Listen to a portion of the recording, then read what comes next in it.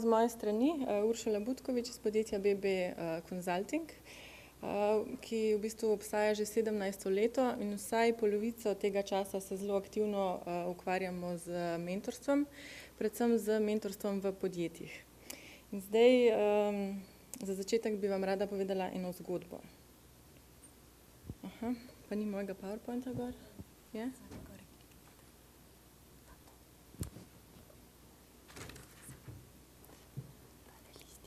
Tako. Evo. Malo mentoriranja v praksi. A poznate zgodbo o zajčku, ki je diplomo pisal? Ste že slišali kdaj? A kdo slišal? Ja? Ene 2 roke sem videla, tako da bom kar povedala.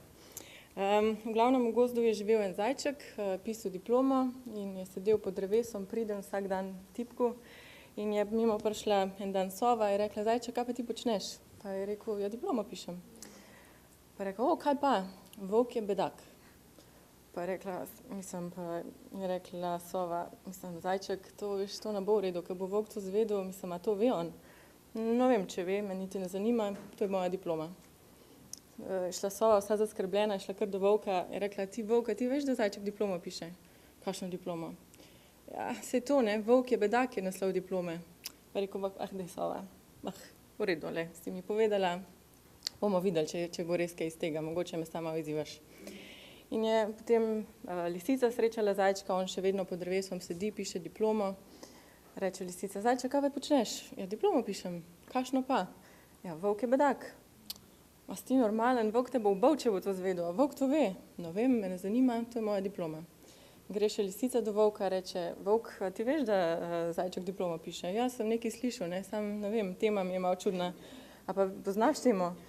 "Ja, ne vem, ne, daj mi povej, kaj ti misliš, da piše?" "Ja, meni je rekel, da piše volk je bedak."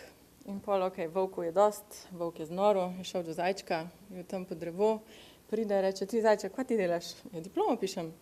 "Ja, kakšno diplomo, kako je naslov te diplome?" "Volk je bedak." "Volk čisto znorel, jaz te bom ubil, požrl te bom, ne vem kaj vse je tulunanga." In potem izza grma pride medved. In nauk te zgodbe je, ni važno, kakšna je vsebina tvoje diplome, važno je, kdo je tvoj mentor. Zdaj, malo bolj za šalo kakor zares, mi se z mentorstvom ukvarjamo pač v podjetjih, kjer recimo, da medvedi niso taki mentorji. Je pa, tako kot smo že danes v bistvu slišali, glede na to, koliko mentorskih programov obstaja, je mentorstvo zelo tak naraven proces. Zelo hitro se zgodi, da pač ljudje prenašamo znanja in ideje in kulturo in tako naprej. Mlajšim, starejšim, pač sovrstnikom, ne glede na to, po kakšni hierarhiji ta proces poteka, je to zelo naraven proces. In zato v bistvu ima mentorstvo tudi zelo velik potencial v podjetjih. In z mentorstvom pač vse te zadeve nekako lahko pokrivamo. V zadnjih časih se pa zelo veliko časa ukvarjamo s tem, da so mentorski programi, ki so kvalitetno zastavljeni v podjetjih, zelo pomembni za tistole zadnjo alinejo. Se pravi, da se zadrži nek kader, top potencialen kader v podjetjih, predvsem pa tudi, da se privabi kadre, neke nove potenciale, nova znanja, ki jih podjetje pač potrebuje, zato da uspešno lahko se razvija in raste naprej. In to je pač zdaj nek nov trend, ki v bistvu tudi privlači podjetja, zakaj bi se sploh lotila uvajanja mentorskih programov pri sebi. In zato, ker je ta proces zelo naraven in ponavadi zelo hitro tisti ljudje, ki so nam všeč, to znanje teče, te izkušnje se prenašajo, se zelo hitro podjetja ali pa organizacije ujamejo v to past, da se potem tega mentorstva ne lotijo glih najbolj strukturirano, najbolj kvalitetno. In zato v bistvu pač se nič od tega ne zgodi, tako kot bi se mogli, oziroma se prenašajo znanja tam, kjer smo si naravno všeč, ne pa pač po celi organizaciji.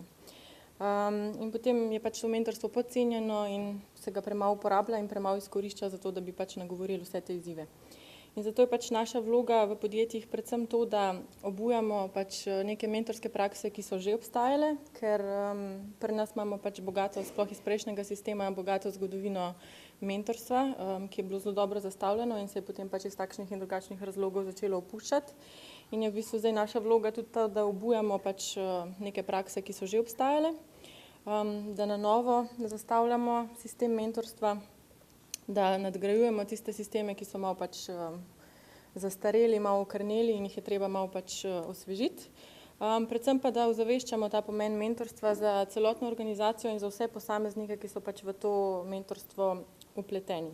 In zato se tega v bistvu lotevamo dosti celovito. In vedno začnemo s tem, zakaj bi se tega sploh lotili, kaj je namen za podjetje, za organizacijo, da bi mentorski sistem pač osvežila, nadgradila ali pa na novo vzpostavila. S kakšnim ciljem se tega lotevamo? Se pravi, hočemo neko nasledstvo, naslednike vzgajati, hočemo kadre zadrževati, hočemo privabljati, hočemo neka specialna znanja prinašati. Se pravi, pomembno je, da vemo, kaj je cilj za organizacijo in konec koncev tudi, kaj je cilj za same mentorske pare, ki pač v tem procesu sodelujejo. In potem se šele lahko vezano na pač okoliščine podjetja, organizacije začnemo spraševati, kako se bo to izvedlo, kje se bo to izvajalo, kdaj se bo to izvajalo. In to pomembno vprašanje, ki smo ga danes tudi dostikrat slišali, ne more biti čisto vsak mentor. Dosti pomembno je, da pametno izberemo mentorje, ki pač imajo kompetence in znanja, da znajo to znanje kvalitetno naprej prenašati. In potem seveda, da mentorstvo spremljamo, evalviramo, da se pač sproti učimo in sistem osvežujemo in tudi nagrajujemo tiste uspešne mentorje in pač izločimo tiste mentorje, ki vidimo, da za to delo niso najbolj primerni. Vse pa predvsem pač s tem namenom, da dobimo neko okolje, neko strukturo, ki je pač kvalitetno zastavljena in poskrbi za to, da so vsi lahko vključeni v ta proces, se pravi, da znanje, izkušnje, ideje, da res potujejo znotraj podjetja in niso pač omejene samo na to, kdo je komu všeč in s kom smo si naravno blizu in potem to mentorstvo lahko deluje. Zato, da v bistvu poskrbimo, da v bistvu medved zajčka zmentorira, da ne izbira take neumne teme za diplomo in tudi, da v bistvu vse te in sove in lisice in volki in medvedi in vse druge živali v naši organizaciji res lahko uspešno sodelujejo med sabo in pač da med njimi je ta prost in kvaliteten prenos znanja in izkušenj in vsega ostalega. Tako da, toliko na kratko z moje strani, za kaj več danes nimamo časa, ampak hvala za pozornost in če boste kakšno informacijo še potrebovali, so pa tukaj naši kontakti.